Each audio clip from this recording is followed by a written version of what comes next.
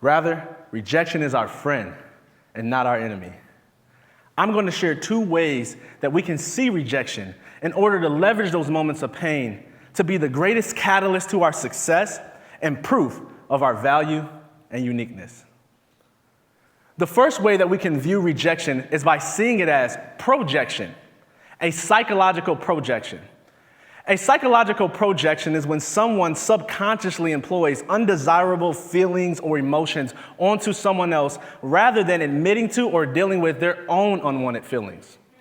When we can see how the rejections we face may have more to do with another person's inward turmoil and not our own value, our lives will change. Rather than shrink back, get discouraged, or play it safe, we'll move forward in life with confidence and high esteem. You see, I didn't understand that sometimes rejection is projection, a projection of someone's own fears and insecurities onto another person. Those students who made fun of me were deeply insecure. They were unsure of themselves. They were afraid to do anything outside of what their peers thought was acceptable. And because they didn't know how to be their unique selves, they projected their fears and insecurities onto me in the form of mockery and jokes. Because sometimes talking bad about others makes people feel better about themselves. If I would have been able to see their rejection as projection, I would have never taken their jokes personally. I wouldn't have wasted years of my life trying to earn their approval and their acceptance. I would have stayed true to who I was, and I probably would have felt more sorry for them than I was for myself. But I've learned that we don't have to allow rejection to make us do that crazy stuff. We can leverage our moments of rejections to produce confidence and success. I did. Once I discovered that the rejection I faced in the 3rd grade was actually a projection of those students' own issues, I was able to see the beauty in my own difference. Honestly, they had something right about me. I was the black kid that talked and acted white, and I still am.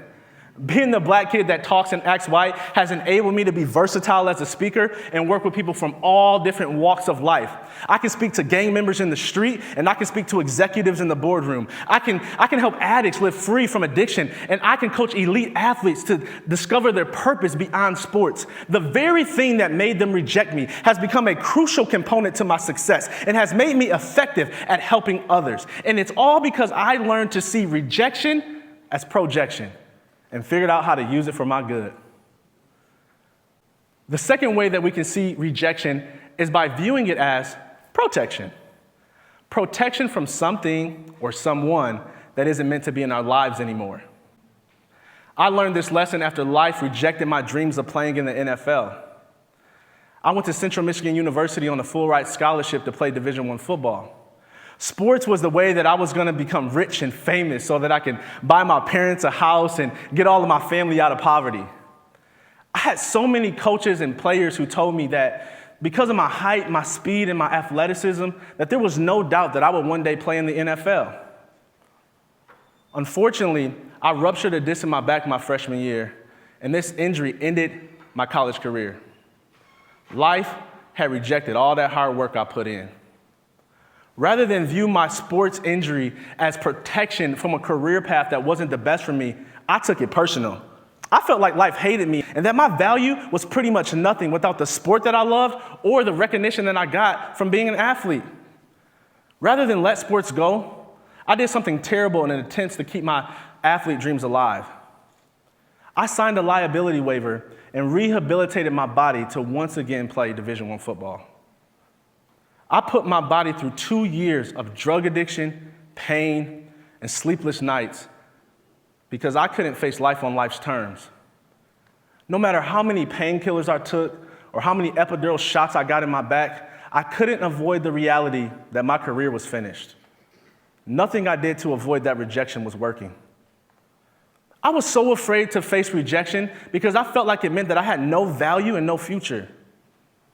I figured that since life completely rejected me and all the hard work that I put in to become a professional athlete, that I didn't just fail, but rather that I was a failure. I started to develop new skills and explore new interests. You know what? Over time, I built a life that I loved and even enjoyed more than my life as an athlete. And I would have never been able to do that if it wasn't for life completely rejecting, or should I say, protecting me from becoming a professional athlete. And I believe that the world needs to have the same perspective shift that I had when I was in the psychiatric unit. Rather than internalize rejection to mean that we're less valuable or that our future is unsure, we should view it as protection from something or someone that isn't meant to be in our lives anymore. Imagine what would happen if we stopped viewing rejection as a negative, humiliating force, and we started viewing rejection as a necessary development tool and a catalyst for massive success.